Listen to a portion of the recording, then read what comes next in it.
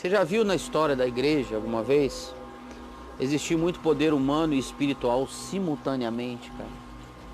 Tanto poder humano, político, financeiro, econômico, quanto poder do amor, do carinho, da justiça, do acolhimento, o poder de botar as mãos sobre os doentes e curá-los, o poder de expulsar demônios, o poder de realizar milagres da graça de Deus, o poder de se entregar em amor livre e espontâneo pelas causas mais difíceis de serem defendidas, porém justas?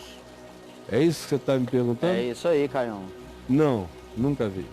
Eles não conseguem, né? Não, onde há poder humano, político, econômico, financeiro predominando, já não tem poder de Deus nenhum. Nenhum, eu nunca vi na história da igreja toda. E eu até mencionei aqui outro dia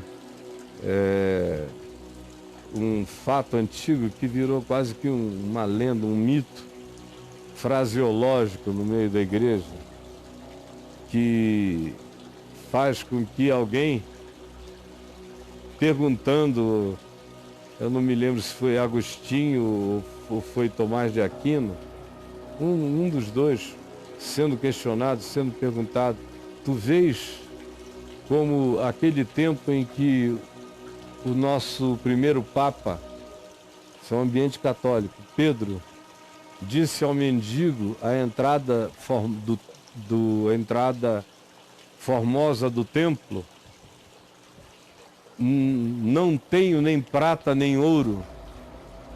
Esse tempo acabou, porque hoje o papado tem muita prata, tem muito ouro, tem castelos, tem poderes, tem campos, domina reinos e príncipes.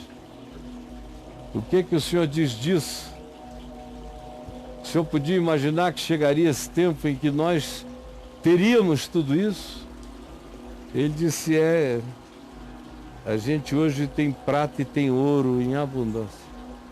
Mas o que a gente já não pode mais é dizer ao paralítico, em nome de Jesus, levanta e anda.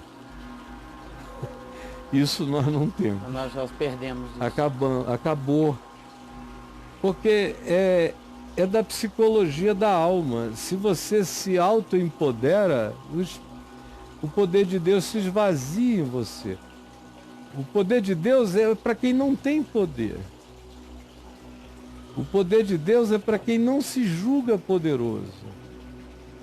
O poder de Deus é para aquele que sabe que na sua própria carne ele tem força, mas tem um limite. Mas que a sua fraqueza colocada em Deus tem recursos ilimitados. Então, o poder de Deus é para aquele que diz, ainda que um exército se acampe contra mim, não se atemorizará o meu coração. O poder de Deus é para aquele que diga, não importa com quantos venham contra mim, o Senhor é o meu refúgio, é a minha força, é o meu baluarte. Nunca na história, um reino que começou generoso, bonito, aprazível, humano, inclusivo, e que cresceu em poder, começou como um Camelot, cheio de idealismo, e terminou como um Camelot, cheio de poder, disputas, conflitos entre si. Nunca houve um reino na história real e nem mítica da construção humana, aonde o poder de deliberar sobre qualquer que seja a outra condição de existência à volta desse domínio tenha se feito acompanhar por grande graça divina, por milagres, por manifestação do Espírito Santo, do poder de Deus, de amor extremo, de entrega e de dedicação. Nunca. Aonde uma coisa está, a outra não está presente. Aonde esta está presente, a outra se esvaziou, mesmo que tenha sido um esvaziamento gradativo e sutil. Porque a natureza humana, caída como ela é, não consegue depender de Deus tendo tudo. Não consegue. Olha isso. A natureza humana não consegue depender de Deus tendo tudo. Aí o indivíduo frequentemente é ativado na hora de uma fraqueza, é acordado na hora da falência, é iluminado na hora em que ele mesmo diz, eu não vejo mais nada, aí ele enxerga pela primeira vez. Porque enquanto ele é rico, poderoso, não precisa de coisa alguma, Jesus está de fora, como se diz lá a igreja em Laodiceia, lembra? E quando você foi comigo a Laodiceia, eu contei a história daquele lugar rico, da lã preta mais cara da área, e se faziam lá roupas espetaculosas, das tintas locais melhores do que a da maioria dos lugares do mundo, do pó frígio, do colírio revolucionário de Laodiceia e das termas turísticas incomparáveis, de modo que o lugar tinha tanto dinheiro que até mesmo em terremotos devastadores eles não precisaram de dinheiro de Roma, porque eles se reconstruíam sozinhos, de tanta grana que tinha. Mas surgiu uma igreja lá que foi absorvida por esse espírito e absorveu esse espírito da teologia da prosperidade. E aí o que se diz? O que é que Jesus diz para essa igreja? Toque, toque, toque, toque, toque. Aonde Jesus está em Laodiceia? Batendo na porta do lado de fora. Arrepende-te, é a palavra. Enxerga-te. Vem a mim. Pega do meu colírio para tu lavares os teus olhos, porque tu és cego. Vem vestir-te com as minhas roupas, para que não se manifeste a vergonha da tua nudez. E vem pegar comigo ouro puro refinado, contra essa jaça com a qual tu te orgulhas. Eis que eu estou à porta e bato. Se alguém ouvir a minha voz e abrir a porta, eu entrarei em sua casa e ele comigo. Aonde está Jesus nessa igreja do poder humano?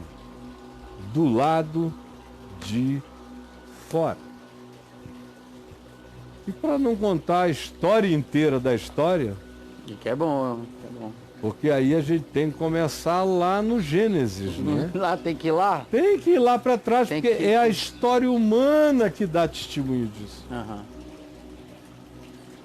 Sempre os melhores momentos da história humana é quando os homens lidaram com dificuldades, com alguma pobreza, superaram-se no esforço solidário e ajudaram-se uns aos outros por um tempo.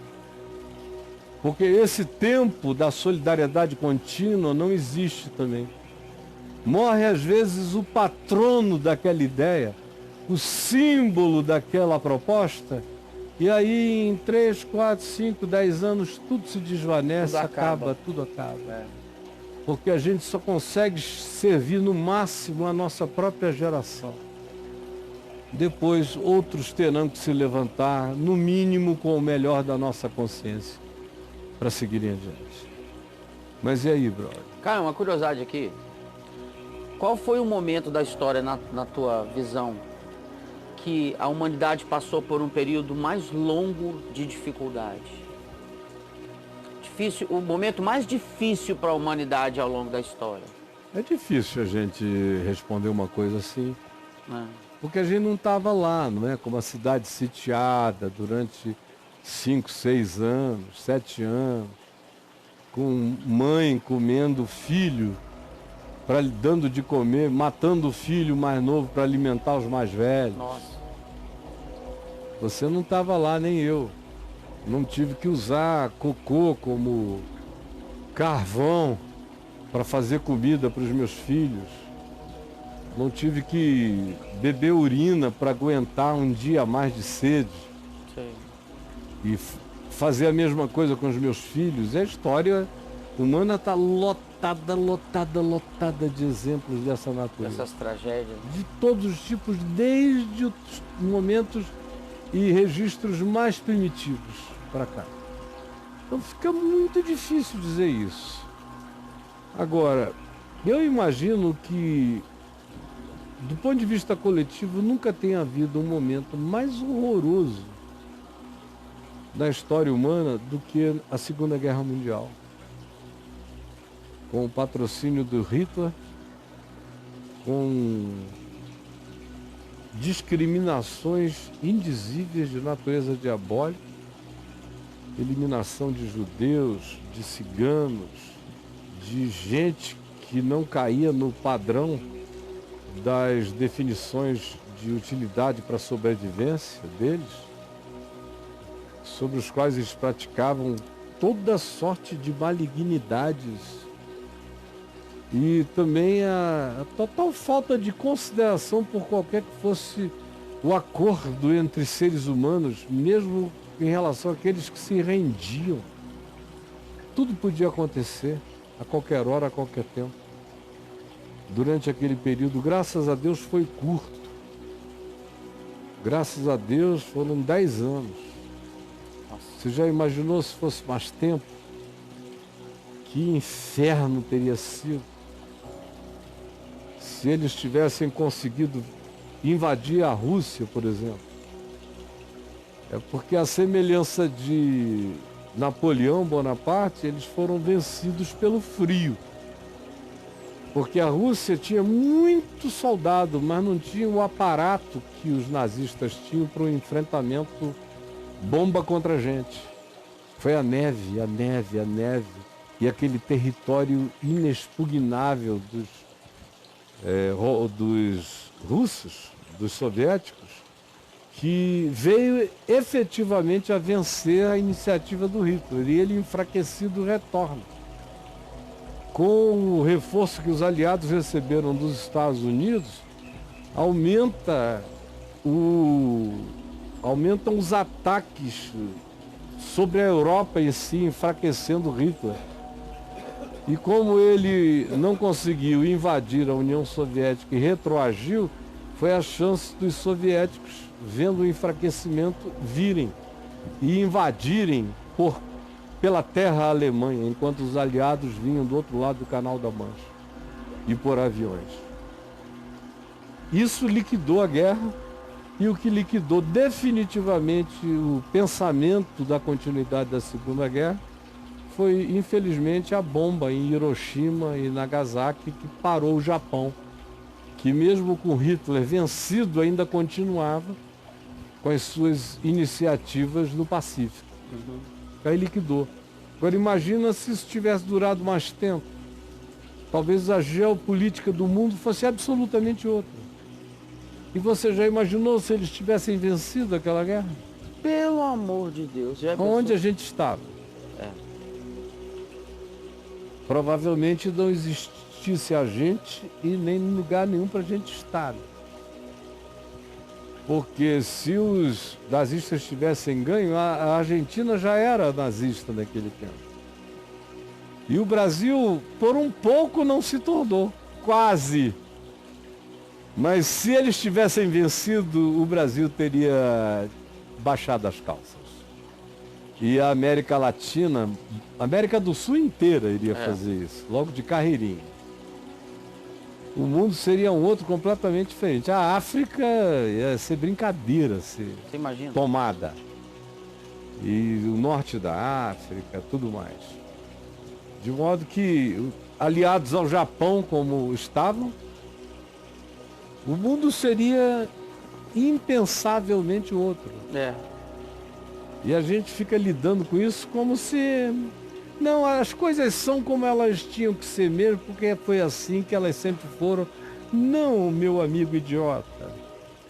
As coisas estão assim, apesar de hoje estar tão ruim, mas fique sabendo, podia estar indescritivelmente pior do que a gente consegue conceber. Então, o que a gente não pode é ficar de perna aberta deixando isso piorar desse jeito indescritível.